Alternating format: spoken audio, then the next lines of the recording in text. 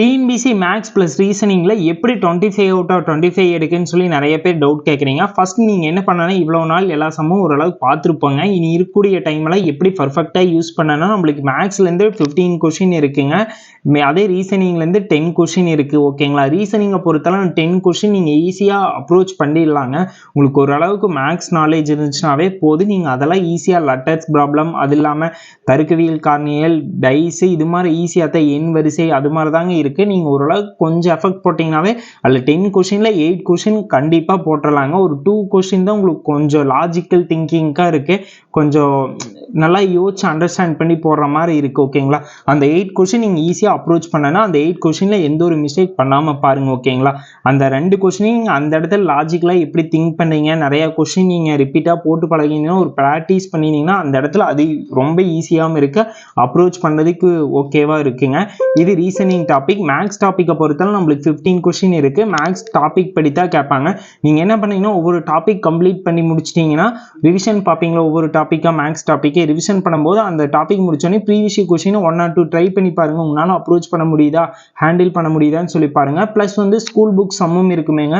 ஒவ்வொரு டாபிக் நம்மளுக்கு பர்சன்டேஜ் எல்லாம் எடுத்திங்கன்னா ஸ்கூல் புக்லேயும் இருக்குது, சிம்பிள் இன்ட்ரெஸ்ட் ஸ்கூல் புக்கில் இருக்குது, காம்பவுண்ட் இன்ட்ரெஸ்ட், மேக்ஸிமம் எல்லா டாப்பிக்கும் ஸ்கூல் புக்கில் இருக்குங்க. அந்த டாப்பிக்கை தொடர்ந்து ரிவிஷன் பண்ணுங்கள். டாப்பிக்கில் வர சம்மெல்லாம் நம்மளால் அப்ரோச் பண்ண முடியுதா அப்படின்னு சொல்லி பாருங்க. ஏன்னா 1 or 2 கொஷின் நம்மளுக்கு வந்து ஸ்கூல் புக் சம்மே அப்படியே ரிப்பீட்டாக கேட்பாங்க. ப்ளஸ் ப்ரீவியஸ் கொஷின் ரிப்பீட்டாக கேட்டுட்டு தான் இருக்காங்க. குரூப் 1ல கூட 1 or 2 கொஷின் ப்ரீவியஸ் கொஷின் ரிப்பீட்டாக வந்துட்டு தான் இருக்கு. அதனால நீங்கள் என்ன பண்ணீங்கன்னா, முடிஞ்ச அளவுக்கு ப்ரீவியஸ் கொஷின் ஓரளவுக்கு பாருங்கள், அது உங்களுக்கு ரொம்ப ஹெல்ப்ஃபுல்லாக இருக்குது. ஓகேங்களா, அதனால ப்ரீவியஸ் கொஷின் மேக்ஸ் புக் சம்மே எல்லாமே ஒரு ரிவிஷன் பண்ணுறதுக்கு யூஸ்ஃபுல்லாக இருக்குது. கண்டிப்பாக அதை பார்த்துட்டு போயிருங்க. இப்படியே மேக்ஸ் டாபிக் அப்ரோச் பண்ணுங்கள். மேக்ஸ் டாபிக் அப்ரோச் பண்ணும்போது ஒவ்வொரு சமயம் பொறுமையாக ஹேண்டில் பண்ணுங்கள். ஒவ்வொரு கொஸ்டினையும் தெளிவாக பாருங்கள். இப்போ சிம்பிள் இன்ட்ரெஸ்ட்னு எடுத்துட்டிங்கன்னா, சிம்பிள் இன்ட்ரெஸ்ட் கொஸ்டினில் 2 இயர்ஸ்க்கு சொல்லி ஸ்டார்ட் பண்ணி கொடுத்துட்டு 1 இயரோட தனி வட்டி கேட்டுப்பாங்க. நீங்கள் 2 இயர்ஸ் கன்வெர்ட் பண்ணி அந்த 2 இயர்ஸ்க்கான ஆன்சர் எடுத்து அவசரத்தில் போட்டுறாதீங்க.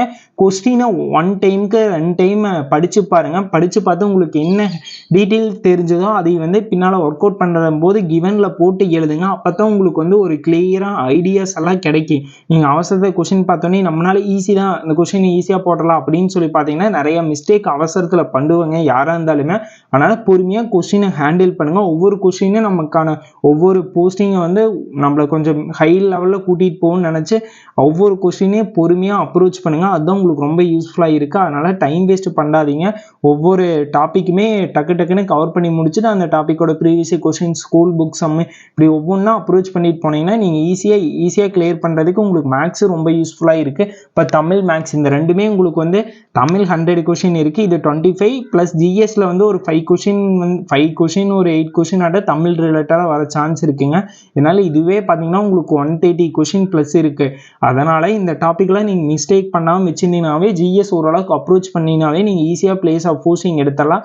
அதனால் நம்ம எப்படி படிக்கிறோங்கிறது தான் ரொம்ப முக்கியங்க.